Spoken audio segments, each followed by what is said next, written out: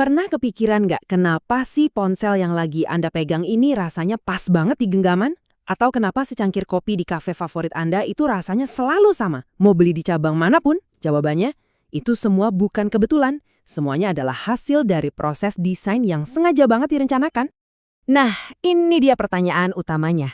Apa sih yang bikin satu produk jadi ikonik, seperti iPhone misalnya, sementara ratusan produk lain cuma numpuk di gudang?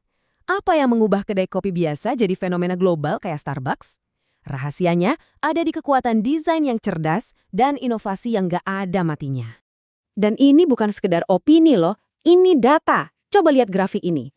Perusahaan-perusahaan yang jadi pemimpin di industrinya yang ditandain dengan bar merah itu, hampir setengah penjualannya datang dari produk-produk baru. Artinya apa? Kalau Anda nggak terus-terusan bikin sesuatu yang baru, Anda bukan cuma ketinggalan, Anda bakal lenyap. Sesimpel itu. Oke, biar kita paham betul, kita akan telusuri semuanya.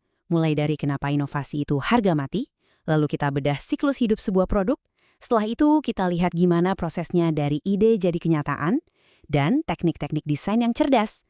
Dan terakhir, kita akan fokus ke yang paling penting, mendengarkan pelanggan dan mendesain sebuah pengalaman. Yuk, kita mulai dari aturan main pertama, berinovasi atau menghilang. Perusahaan kayak 3M atau Apple itu nggak jadi raksasa karena hoki. Mereka menjadikan inovasi itu DNA perusahaan. Bayangin aja, 3M itu punya target internal kalau 30% laba mereka harus datang dari produk yang umurnya belum ada 4 tahun. Ini kan memaksa mereka buat terus-terusan menciptakan hal baru. Sekarang, coba deh bayangin setiap produk itu kayak makhluk hidup. Dia punya siklus hidupnya sendiri. Dia lahir, tumbuh, jadi dewasa, dan akhirnya, ya menurun. Kalau Anda seorang manajer, tahu produk Anda lagi ada di fase mana, itu krusial banget. Nah, gambar ini nunjukin perjalanannya dengan jelas banget. Lihat deh, di awal, di fase perkenalan, biaya pengembangannya tinggi banget, yang area biru itu. Perusahaan seringnya rugi di sini. Baru setelah penjualan mulai naik di fase pertumbuhan, kita masuk ke jendela profitabilitas, area orange. Di fase matang, sebelum akhirnya semuanya menurun. Nah, tujuan utamanya adalah membuat jendela keuntungan ini sebesar dan selama mungkin. Jadi strateginya harus berubah di setiap fase. Waktu perkenalan, fokusnya itu riset, coba-coba, sempurnain produk. Di fase pertumbuhan, saatnya tancap gas, produksi massal. Pas udah matang, efisiensi dan kontrol biaya jadi raja. Dan di fase penurunan, nah ini saatnya bikin keputusan sulit. Kita biarkan produk ini mati atau kita pakai sumber dayanya untuk melahirkan produk baru berikutnya. Oke, kita udah tahu kenapa inovasi itu penting. Sekarang, mari kita lihat bagaimana caranya sebuah ide mentah bisa jadi produk yang ada di toko. Ini bukan sihir ya, ini adalah sebuah sistem, sebuah mesin yang dirancang untuk mengubah percikan kreativitas jadi kenyataan. Ini dia mesinnya, sebuah korong pengembangan produk. Ratusan ide mungkin masuk dari atas, tapi kemudian disaring dengan ketat. Apa ini bisa dibuat? Apa ada yang mau beli? Apa kita sanggup bikinnya? Setiap tahap itu kayak gerbang seleksi yang memastikan cuma ide paling kuat yang bisa lolos sampai akhir. Dan seperti yang Anda lihat dari panah-panah itu, prosesnya bolak-balik terus, penuh dengan masukan dan penyesuaian.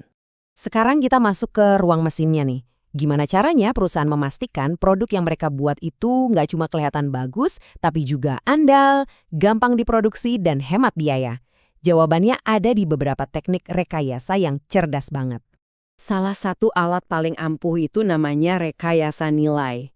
Gampangnya gini, tujuannya bukan motong biaya dengan pakai bahan murahan. Bukan. Tujuannya adalah bertanya, fungsi utama dari komponen ini apa sih? Terus cari cara lain yang lebih pinter untuk mencapai fungsi yang sama dengan biaya lebih rendah. Dan ini contoh nyatanya keren banget. Lihat deh bracket atau penyangga ini. Awalnya desainnya agak rumit. Tapi dengan prinsip rekayasa nilai, para insinyur mikir ulang cara bikinnya. Dan ini dia hasilnya, luar biasa. Dari $3,5 per unit, biayanya anjlok jadi cuma 80 sen. Itu penghematan biaya lebih dari 75%. Bukan karena sulap, tapi karena pemikiran cerdas, desainnya disederhanakan, komponennya dikurangi, dan perakitannya jadi jauh lebih gampang. Inilah kekuatan rekayasa nilai. Teknik cerdas lainnya adalah desain modular. Coba bayangin mainan Lego atau sistem audio di mana Anda bisa gonta-ganti speakernya.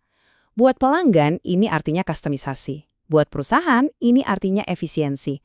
Mereka bisa bikin modul-modul standar dalam jumlah besar, lalu merakitnya jadi berbagai kombinasi untuk menciptakan banyak variasi produk. Semua teknik desain canggih tadi nggak ada artinya kalau produk yang dibuat nggak ada yang mau beli. Makanya, langkah selanjutnya ini yang paling penting, mendengarkan suara pelanggan secara sistematis. Untuk melakukan ini, ada metode yang namanya Quality Function Deployment atau QFD. Anggap aja ini kayak penerjemah universal yang mengubah bahasa keinginan pelanggan yang kadang nggak jelas. Misalnya, saya mau mobil yang rasanya aman, jadi bahasa spesifikasi teknis yang konkret buat para insinyur. Alat utamanya QFD adalah diagram yang mungkin kelihatannya rumit ini, namanya rumah kualitas. Tapi tenang, jangan pusing dulu. Anggap aja ini peta yang menghubungkan apa yang pelanggan mau di sisi kiri dengan fitur teknis yang bisa kita kontrol di bagian atas.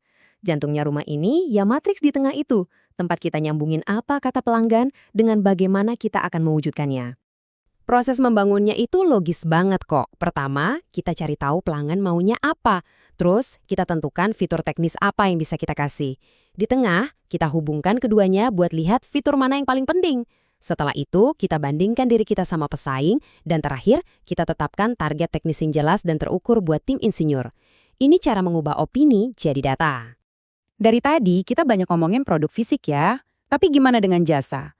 Mendesain sebuah pengalaman, kayak nginep di hotel atau layanan perbankan, itu tantangannya beda banget. Slide ini nunjukin bedanya dengan jelas. Barang fisik itu nyata, bisa disentuh, bisa disimpan di gudang. Kalau jasa, nggak bisa. Jasa itu interaksi, yang diproduksi dan dikonsumsi saat itu juga. Anda kan nggak bisa menyimpan pengalaman potong rambut untuk dipakai minggu depan. Nah, disinilah ada konsep kunci dalam desain jasa, momen kebenaran. Ini adalah setiap titik interaksi di mana persepsi pelanggan tentang kualitas sedang dibentuk atau dihancurkan. Mulai dari senyuman barista, kecepatan balasan email, sampai kemudahan check-in di hotel. Masing-masing itu adalah kesempatan untuk sukses atau gagal di mata pelanggan. Jadi, gimana perusahaan jasa mendesain supaya efisien dan konsisten? Mereka menyontek ide dari pabrik. Mereka membatasi pilihan dengan menu biar prosesnya cepat. Mereka menunda kustomisasi sampai akhir kayak di kontrasalat. Mereka pakai modul seperti paket liburan. Dan mereka mengotomatiskan tugas-tugas rutin pakai teknologi seperti ATM atau pemesanan online. Pada akhirnya, inilah intinya. Produk dan jasa yang hebat itu bukan hasil keberuntungan. Mereka lahir dari pemahaman mendalam tentang pasar, proses yang disiplin, dan obsesi tanpa henti untuk memenuhi keinginan pelanggan. Ini bukan keajaiban, ini adalah manajemen yang dieksekusi dengan brilian. Sebagai penutup, saya mau ninggalin Anda dengan pertanyaan ini. Lain kali Anda pakai ponsel, nyetir mobil, atau pesan makanan, coba deh berhenti sejenak. Perhatikan pilihan-pilihan desain yang tersembunyi di baliknya. Anda mungkin akan kaget betapa banyaknya pemikiran yang dicurahkan ke dalam hal-hal yang kita anggap biasa saja.